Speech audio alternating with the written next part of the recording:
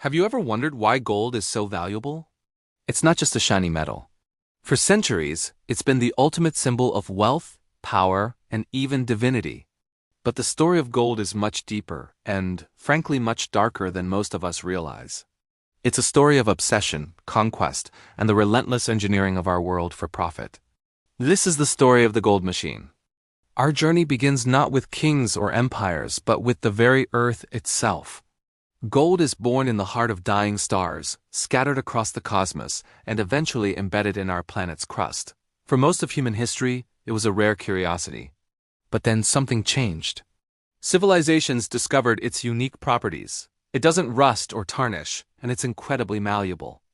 A single ounce can be stretched into a wire 50 miles long. The ancient Egyptians were among the first to be truly captivated. They saw gold as the flesh of the gods, a divine substance reserved for pharaohs and the afterlife. They sent massive expeditions into the deserts of Nubia, a land they called Taseti, or the land of the bow, but which could just as easily have been called the land of gold. These weren't simple mining operations. They were brutal, state-sponsored endeavors where thousands toiled and died under the scorching sun, all to adorn tombs and temples. The machine was already starting to churn. Fast forward to the Roman Empire. The Romans were engineers of conquest, and they applied that same ruthless efficiency to gold mining. They developed a revolutionary and terrifying technique called hushing.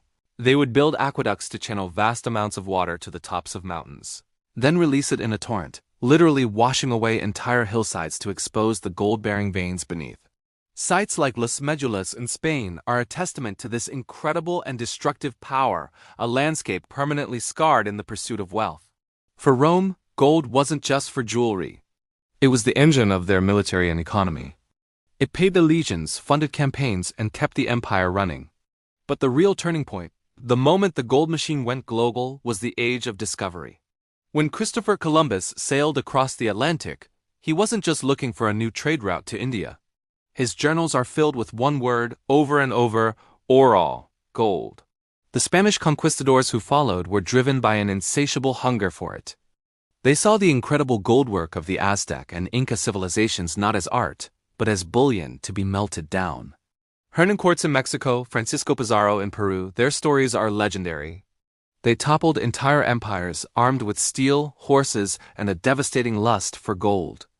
The Inca Emperor Atahualpa famously tried to buy his freedom by offering to fill a room once with gold and twice with silver. The Spanish agreed, took the treasure, and executed him anyway. This was the gold machine at its most brutal. The immense wealth that flowed from the Americas into Spain funded European wars for a century. But it came at an unimaginable human cost, built on the ruins of civilizations and the backs of enslaved people.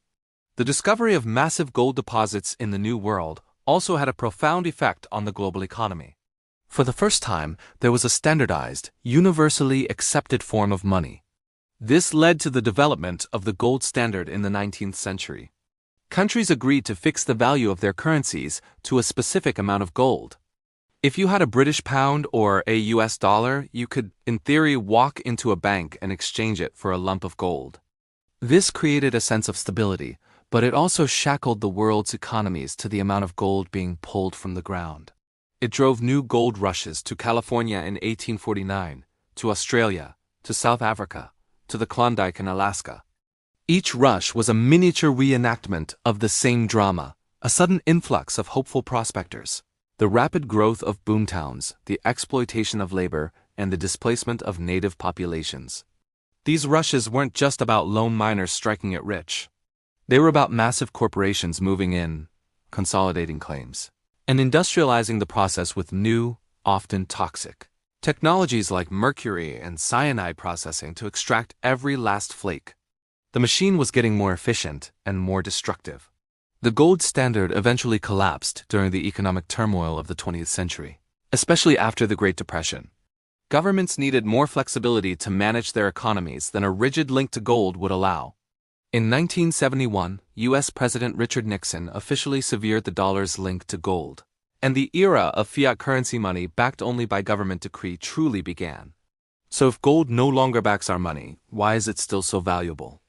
Why do central banks still hold thousands of tons of it in their vaults? The answer lies in its enduring legacy. Gold is the ultimate safe haven asset. In times of economic uncertainty, war, or crisis, when people lose faith in governments and currencies, they turn back to gold. It's a form of financial insurance, a physical asset that can't be printed into oblivion or erased by a computer glitch. Today, the gold machine operates on a different level. It's no longer just about conquest and currency. It's about high-frequency trading and complex financial instruments. Gold is traded on global markets 24/7, but the physical extraction continues, often with devastating environmental consequences. Large-scale mining still scars landscapes and pollutes waterways, while small-scale and illegal mining in places like the Amazon rainforest and Africa perpetuates cycles of exploitation and violence. From the divine tears of the sun god Rhea to the sterile vaults of the Federal Reserve, the story of gold is the story of humanity's quest for certainty in an uncertain world. It's a story of innovation and engineering, but also one of greed and destruction. The gold machine, built over millennia, continues to churn, shaping our world in ways we rarely see, driven by our eternal fascination with a simple, incorruptible, and impossibly beautiful yellow metal.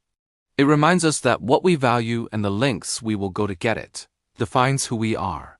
Thanks for watching. If you found this journey into the history of gold fascinating, be sure to hit that like button and subscribe for more deep dives into the forces that shape our world. See you next time.